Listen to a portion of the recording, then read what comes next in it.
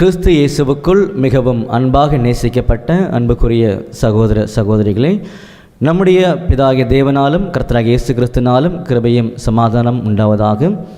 விசேஷ விதமாக வேதாகம பொக்கிஷ சாலையிலிருந்து இன்றைக்கு நாம் பார்க்கக்கூடிய ஒரு பாடத்தினுடைய தலைப்பு எது உண்மையான சபை அப்படின்றதான் பாடத்தினுடைய ஒரு தலைப்பு. அன்புக்குரிய சகோதர சகோதரிகளே, இன்றைக்கு உலகத்தில் கிறிஸ்து என்ற நாமத்தின் அடிப்படையில் பார்த்திங்கன்னா அநேக மக்கள் வாழ்ந்து கொண்டிருக்கிறார்கள்.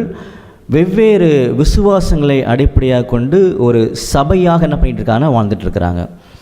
இதில் எது உண்மையான சபை அப்படின்றது கண்டுபிடிக்கிறது மிகவும் ஒரு சிரமமான காரியமாக இருக்கின்றது. அதனால தான் நாளுக்கு நாள் சபைகள் பெருகிட்டே போகின்றது அப்படின்றத நம்ம தெரிஞ்சுக்கிறோம். அப்போ வேதாமத்தை கொஞ்சம் நம்ம திரும்பி நிதானமாக கவனிக்கும் பொழுது பார்த்திங்கன்னா, சபை என்பது ஒன்றே ஒன்று தான். அது தற்போது இந்த பூமியில் கிடையவே கிடையாது. சரிங்களா?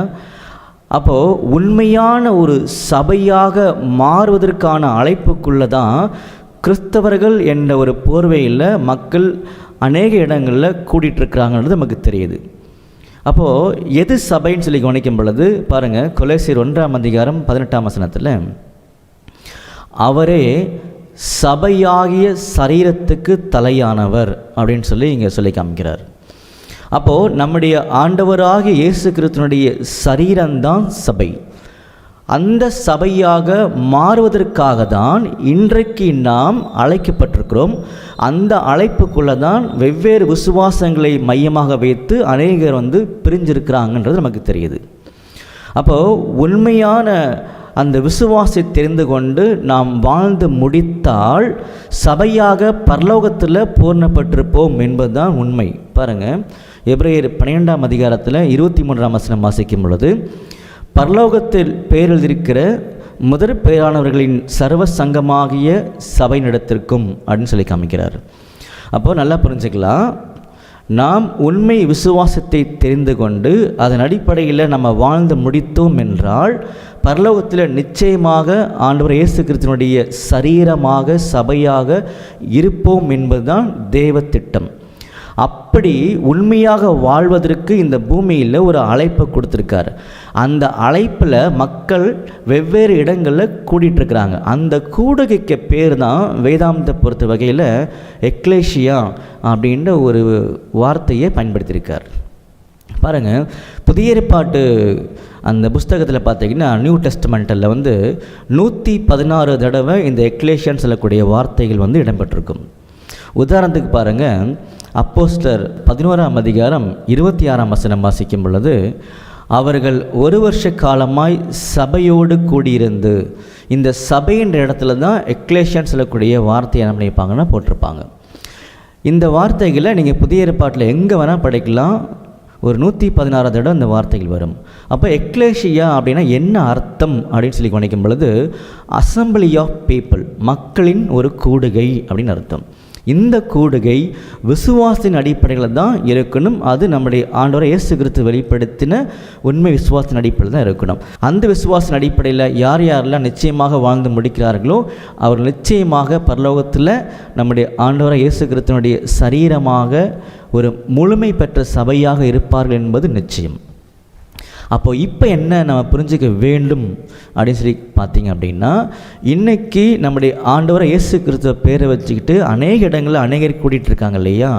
இதில் எது ரைட்டு, எது சரியான எக்லேஷியா, எது சரியான மக்களின் கூடுகை அப்படின்னு கண்டுபிடிக்கிறதுக்கு ஒரு உறுதியான தெளிவான அடையாளத்தை வேதாமத்தில் அவர் கொடுத்துருக்காரு. அப்போது இந்த அடையாளத்தின் அடிப்படையில் யார் யாரெல்லாம் கூடுறாங்களோ அவர்கள் நிச்சயமாகவே இந்த அழைப்புக்குள்ளே தங்களை உறுதிப்படுத்தி கொண்டு விசுவாசத்தை முழுமையாக ஏற்றுக்கொண்டு வாழ்கிறார்களோ அவர்கள் நிச்சயமாகவே சபையாக மாறுவார்கள் என்பதில் மாற்றமில்லை அப்படின்னு சொல்லி நம்ம கவனிக்கிறோம்.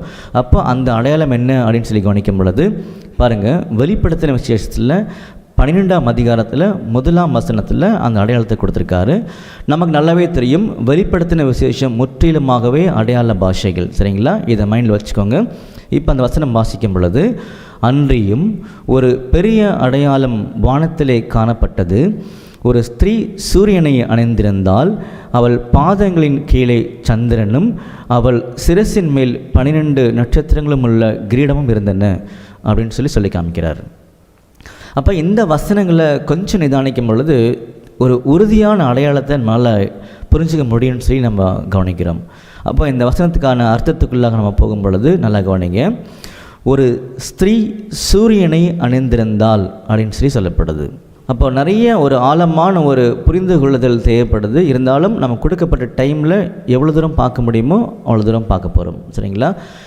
பாருங்கள், ஒரு ஸ்திரீ சூரியனை அணிந்திருந்தால் அப்படின்னு சொல்லப்படும் பொழுது வேதாந்தத்தை பொறுத்த வகையில் பொதுவாகவே ஸ்திரீகள் அப்படின்னா யாரை அடையாளப்படுத்துவாங்க அப்படின்னு கவனிக்கும் பொழுது பாருங்கள், 2 கொரிந்தியர் 11ஆம் அதிகாரம் 2ஆம் வசனம் வாசிக்கும் பொழுது, நான் உங்களை கற்புள்ள கன்னிகையாக கிறிஸ்து என்னும் ஒரே புருஷனுக்கு ஒப்பு கொடுக்க நியமித்தபடியால் அப்படின்னு சொல்கிறார். அப்போது நம்முடைய ஆண்டவராக இயேசு கிறிஸ்துவினுடைய மனவாட்டியாக அவருடைய சரீரமாக சபையாக மாறக்கூடியவர்களை தான் சபை ஸ்திரீ அப்படின்னு பார்த்தீங்கன்னா அடையாளப்படுத்தி காமிக்கிறார். அப்போ வெளிப்படுத்தும் விசேஷத்தில் ஸ்திரீ என்பவள் யார் அடையாளப்படுத்துகிறாங்கன்னா சபையை அடையாளப்படுத்துகிறாங்க. சபை என்பது எக்லேஷியா, அசம்பிளி ஆஃப் பீப்புள், மக்களின் கூடுகை. அப்போ இந்த ஸ்திரீ என்பவள் அவளுக்கு கொடுக்கப்பட்ட ஒரு சரியான அடையாளம், முதல் அடையாளம் என்னன்னு கவனிக்கும் பொழுது அந்த ஸ்திரீ எனப்பட்டவள் பார்த்திங்கன்னா சூரியனையே வஸ்திரமாக ட்ரெஸ்ஸாக போட்டிருப்பாங்களாம். இதுதான் முதல் அடையாளம். அப்போது இந்த அடையாளத்தின் மூலமாக என்ன தெரிஞ்சுக்க போகிறோன்னு பார்த்திங்கன்னா, சூரியன் என்பது எதை அடையாளப்படுத்தும் அப்படின்னு கவனிக்கும் பொழுது நம்முடைய வேதாகமத்தில் நம்முடைய ஆண்டவராக இயேசு கிறிஸ்துவுக்கு பலதரப்பட்ட பட்ட பெயர்கள் கொடுக்கப்பட்டிருக்கு. அதில் ஒரு முக்கியமான பெயர் தான் சூரியன் என்கிற ஒரு பெயர். எங்கே வாசிக்கலான்னு கவனிக்கும் பொழுது மல்கியா 4ஆம் அதிகாரம் 2ஆம் வசனம் வாசிக்கும் பொழுது, ஆனாலும் என் நாமத்துக்கு பயந்திருக்கிற உங்கள் மேல் நீதியின் சூரியன் உதிக்கும். பார்த்தீங்களா?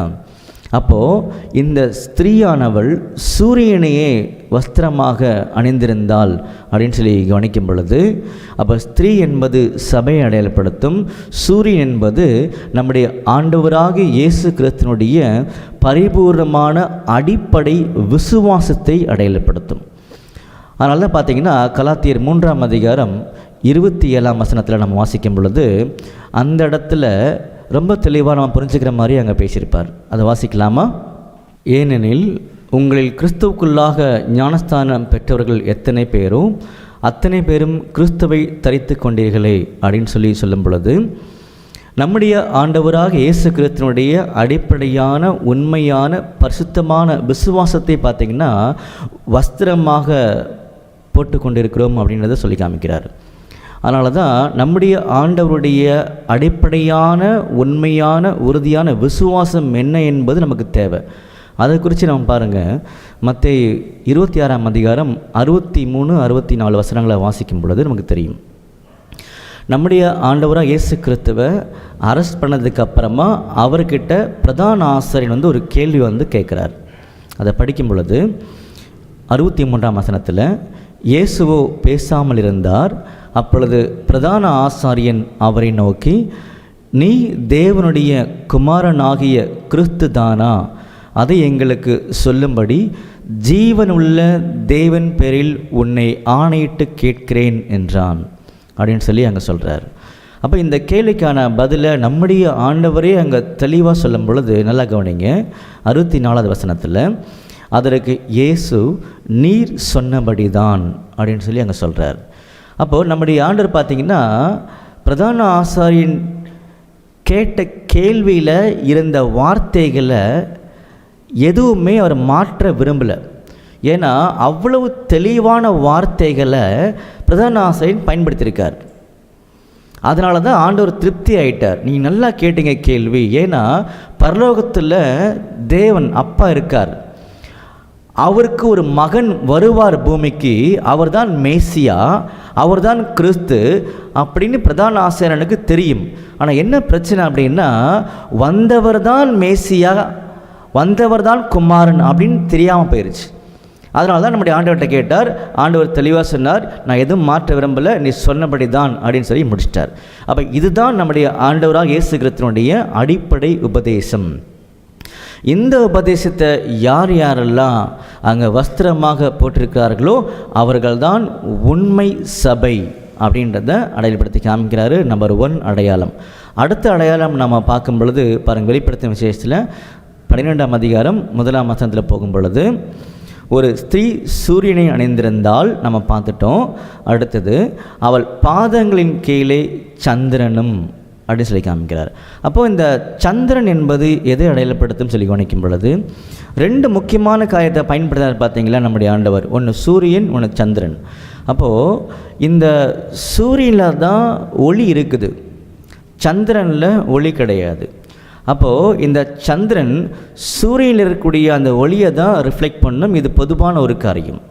அப்போ அந்த மாதிரி நம்முடைய ஆண்டவராக இயேசு கிறிஸ்துனுடைய விசுவாசத்தில் தான் ஜீவனே இருக்குது. அந்த ஜீவனுக்குரிய அந்த விசுவாசத்தை வாங்கி பிரதிபலித்தது எது அப்படின்னு சொல்லி கவனிக்கும் பொழுது தான் சந்திரனாகிய நியாயப்பிரமாணம். நல்லா கவனிங்க, நியாயப்பிரமாணத்தில் ஜீவன் கிடையாது. ஆனால் ஜீவன் கிட்ட, விசுவாசத்துக்கிட்ட, நம்முடைய ஆண்டவராக இயேசு கிறிஸ்துக்கிட்ட கொண்டு சேர்க்கக்கூடிய முக்கியமான ஒரு டூலாக இருந்தது தான் இந்த சந்திரனாகிய நியாயப்பிரமாணம் அப்படின்றத தெளிவுபடுத்தி காமிக்கிறாரு நம்முடைய அப்போஸ்தலனாகிய பவுலும் நம்முடைய ஆண்டவராக இயேசு கிறிஸ்துவும். பாருங்கள், கலாத்தியர் 3ஆம் அதிகாரம் 24ஆம் வசனம் வாசிக்கும் பொழுது, இவ்விதமாக நாம் விசுவாசத்தினாலே நீதிமான்களாக்கப்படுவதற்கு நியாயப்பிரமாணம் நம்மை கிறிஸ்துவினிடத்தில் வழிநடத்துகிற உபாத்தி. பார்த்தீங்களா, கிறிஸ்துவினிடத்தில் வழிநடத்துகிற உபாத்தி.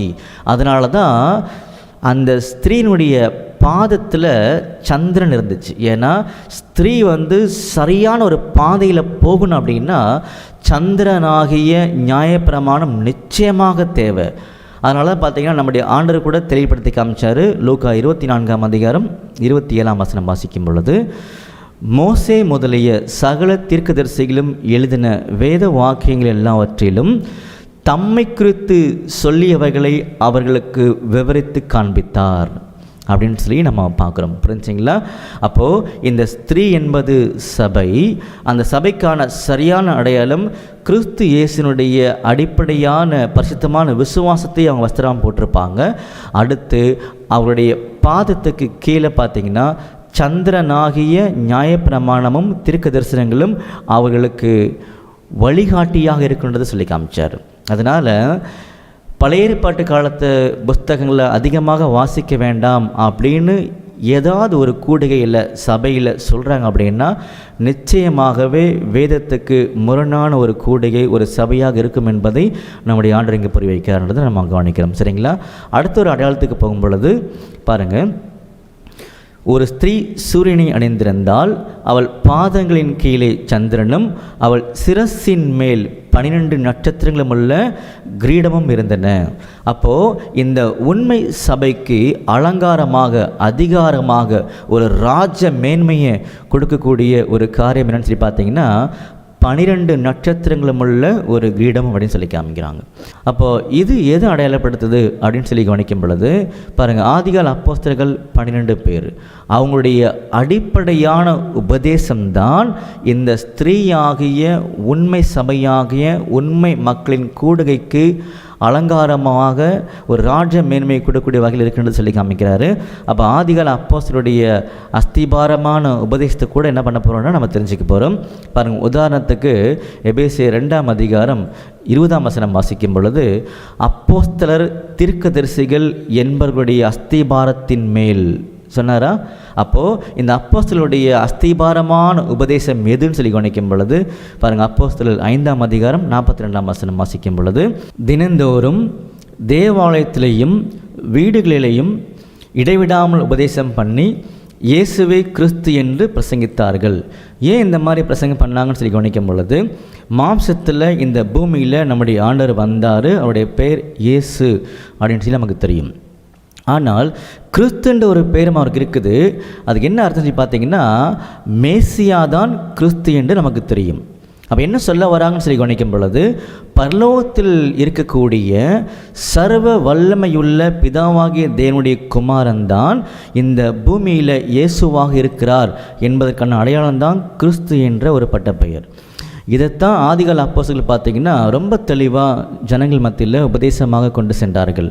அப்போது இந்த மாதிரி அடையாளங்கள் இருக்கக்கூடிய உண்மை சபை, உண்மை மக்களுடைய கூடுகை தான் ஆண்டவரால் தெரிந்து கொள்ளப்பட்ட, அங்கீகரிக்கப்பட்ட ஒரு சபை என்பதை இக்காலத்தில் அடையாளப்படுத்தி காமிக்கிறார்னு சொல்லி பார்க்குறோம்.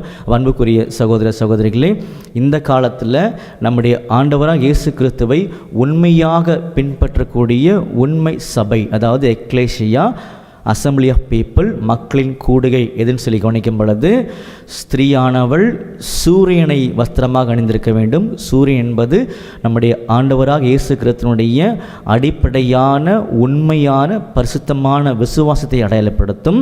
அடுத்தது பாதங்களின் கீழே சந்திரனும். அப்போது அப்படிப்பட்ட பரிசுத்தமான சபை மக்கள் எப்படி நடக்க வேண்டும் என்பதை அடையாளப்படுத்தக்கூடியதான் இந்த சந்திரனாகிய நியாயப்பிரமாணமும் தீர்க்க தரிசனங்களும் அப்படின்றது சொல்லி காமிக்கிறாரு. அடுத்து பார்த்திங்கன்னா சிரசின் மேல் 12 நட்சத்திரங்களும் உள்ள கிரீடம் பார்த்திங்கன்னா ஆதிகால அப்போஸ்தலருடைய அந்த அடிப்படையான விசுவாசங்கள் அப்படின்னு சொல்லி காமிக்கிறார். அப்போது இப்பேற்பட்ட அடையாளங்களை தரித்து கொண்டிருக்கக்கூடிய உண்மையான கூடுகை தான் உண்மையான சபை இக்காலத்தில். அப்பேற்பட்ட மக்கள் மட்டுமே விசுவாசத்தில் வாழ்ந்து நிரூபித்து சபையாக மாற முடியும் என்பதை தெளிவுபடுத்தியிருக்கிறார். அப்போது தொடர்ந்து உண்மை விசுவாசத்தில் வாழ்ந்து சபையாக மாற தேவன் தாமே கிருபை செய்வாராக. ஆமென்.